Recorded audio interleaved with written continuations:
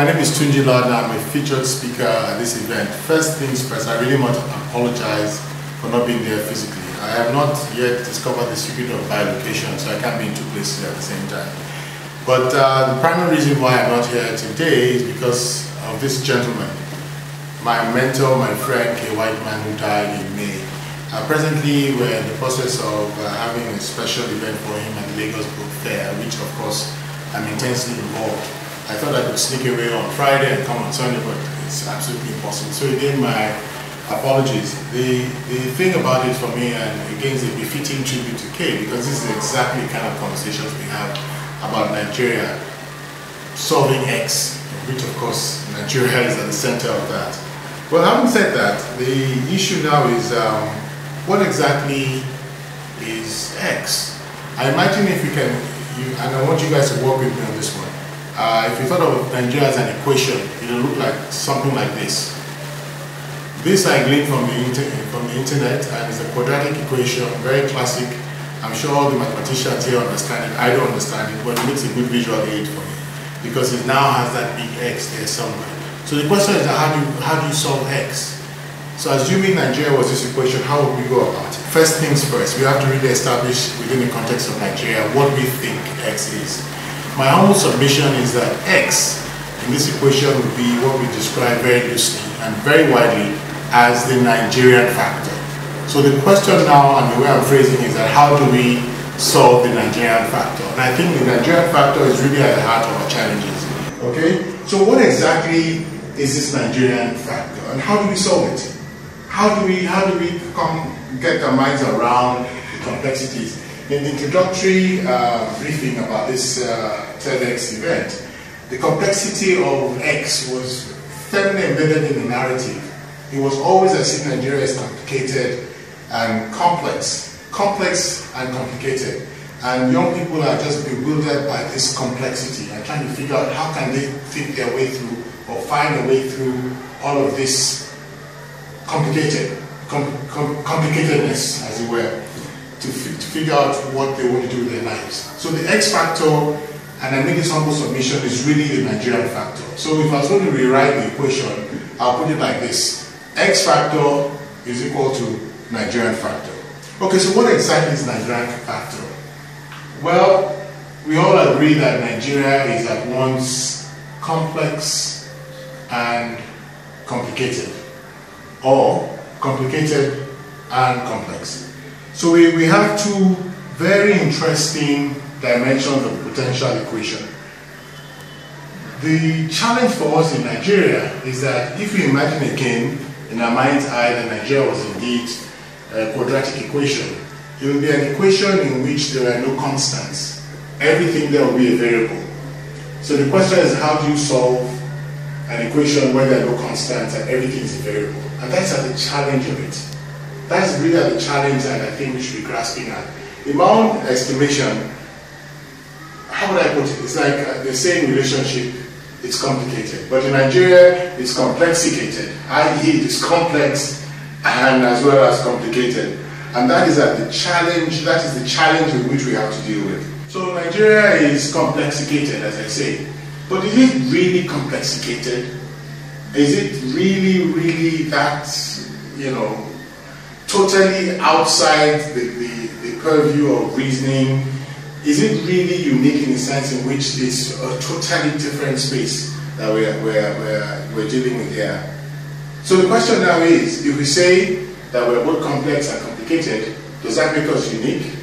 Well, that is also part of the problem. You ask yourself, are we really unique? Are we really that complex? Are we really that complicated? And in short, are we that complexicated? We necessarily have to come to some hard truths about ourselves, right? We have this narrative of exceptionalism, i.e. Nigeria is exceptional. There's no other place like that in Nigeria. But if you look at the hard facts, it is not exceptional in my own humble opinion, as always, right? Oh, by the way, the Americans also have that narrative about exceptionalism, right? But if you're going to make a crass, quantitative judgment, they can put quantitative material value to their sense of exceptionalism, right? Over the last 300-400 years, well, regardless of whichever trajectory of history you might want to measure, they have been able to establish perhaps the largest, greatest civilization in the world. So to that extent, we can concede a point that they are exceptional. But is Nigeria exceptional in the way in which we can see the Americans are exceptional? The way in which we think the Americans have bragging rights? I don't think so.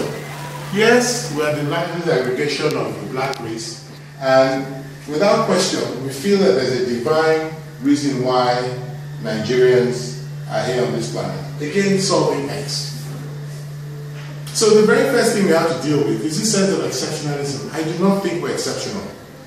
As a matter of fact, I think we are prototypical for Africa, and that is at the heart of some of the things we have to challenge. So the X factor starts with this narrative of exceptionalism, that we're separate and special, so therefore the rules don't apply to us. And it's because we don't want to establish a regimen of legal-based, rational, and even logical systems in which we operate that we now have these challenges of complexification, right? Systems are inherently complex. You are complex, and for sure I am complex to myself. But the complicated part of it, the complicatedness of it, is our own refusal to really formulate a legal, rational basis for organizing our society and ourselves, right? Somehow we think the laws don't apply to us. Somehow we think that, hey, oh, by the way, we're exceptional again.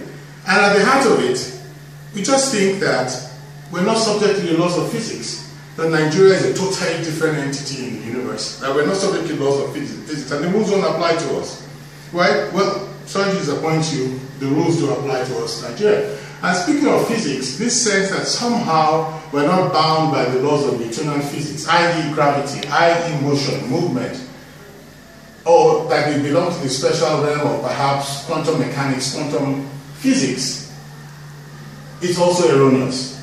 We are bound by the laws of physics. So before we start transposing ourselves into some kind of a quantum entanglement argument in the quantum physics, let us deal with the physicality of Newtonian physics. There's gravity. Right? If you guys go to the top of this building and leap off, you will fall and you break your neck. It's gravity. But Nigerians think somehow, because they say so, they can fly. Oh, by the way, there's a song that suggests that they can fly. And you believe you can fly. No, it doesn't mean that because you believe that you can fly means you can fly. The fact that you think you can doesn't mean you can. So one of the biggest chunk of this equation is coming to grips with our own sense of exceptionalism and asking ourselves, are we truly, truly exceptional? Because if we were, there would be the material proof of that, but we don't have that. The statistics we have about Nigeria are always in the red, and you know, I don't have to go over them. So let us take our minds away from this case of, or sense of exceptionalism. The other thing that I think that has also happened, again, I like to frame it within the idea of Newtonian physics and quantum mechanics. We have to deal with physics, right? The physical world as we know it and the laws that apply there, before we even start exploring the other mystical, spooky, action at a distance, quantum entanglement, Schrodinger's cat, all of that stuff. We're dealing with Newtonian physics here now. And in this case, the variant of that, the actual, should I say, example that comes to mind is our own fascination and obsession, quote unquote, with faith and reason. The dichotomy between faith and reason. If reason, if you're permitted to say this, abides with Newtonian physics, right, and faith abides with quantum mechanics and quantum physics, we've abdicated reason for faith. So everything we do that is supposed to be within our own purview, that we can actually act upon, we don't. No, the application, of reason over faith is that we develop a habit of not accepting responsibility for anything and everything. So we more or less outsource all our problems to God. We always think that somehow that God in His infinite wisdom and particular love for the Nigerian situation will come down and solve our problems. In ancient Greek theater, they have something called Deo ex machina. When you have an intractable problem, some God comes out from somewhere and resolves the problem. And then the play goes on. Not so in real life. We have to be responsible for solving our own problem. We have to be responsible for solving X. So, what have I said all in all of this? I've said, well, the problem is not in the equation itself. The problem is our own understanding of the nature of the equation and our own refusal to engage the equation and solve it on the basis of logic, reason, good judgment, as well as a sense of fair play and equity. We should stop making excuses. And that's what we do. You cannot solve this equation without some mathematical basis for it. You cannot solve this equation by consigning every element to it as a variable. Then we have to establish certain baseline constants in the way we hope to deal with Nigeria's problems. Well, I'm proposing a different mindset. I'm proposing new rules and new thinking about this problem. How can we solve this equation? I'm proposing new rules, new thinking. I'm saying, for instance, let us change our mind from this, what I call lazy narratives about life and complexity. We fully embrace that now. So there's no critical thinking. Let us now start thinking critically about problem solving. Let us embrace complexity, but let us shun complications. Put more emphasis on solving complex systems, not outsourcing the complications, and then deny yourself or abdicating your own personal responsibility in making Nigeria more complicated than it should be complex. So first things first, critical thinking. Embrace complexity, shun complication. The next thing, under these new rules and new thinking, is question everything. You have to have a critical mind. Why would you accept, based on what you already know about Nigeria, to believe anything anybody says? As a matter of fact, question whatever it is I'm saying. You have a right to engage your mind and come to your own received truth by the power of your own reasoning. So question everything. Many years ago, maybe 2 or 3 generations ago, they used to say, don't trust anybody above 30. I'm going to flip that now. You know, I look at all the shallow thinking I get with young people and I say, don't trust anybody below 30. But that's just me. One of the other things we have to deal with is this thing about what I describe as the easy narrative. Somebody famous once talked about beware the single narrative, talk about Africa, but particular reference to Nigeria. I think there are 2 types of narratives. There's the easy narrative, which is the way the world looks at Nigeria. The West, they always come up with very simple equations to describe our complex systems. But we are also guilty of what I call the lazy narrative.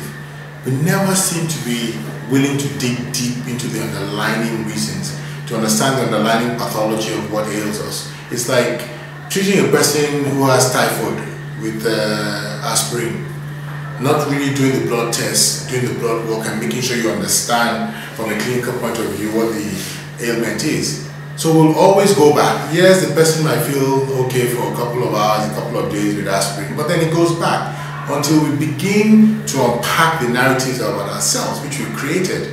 And this also has to feed into this larger framing of what I call the outsourcing to God kind of thing, the application of reason for faith.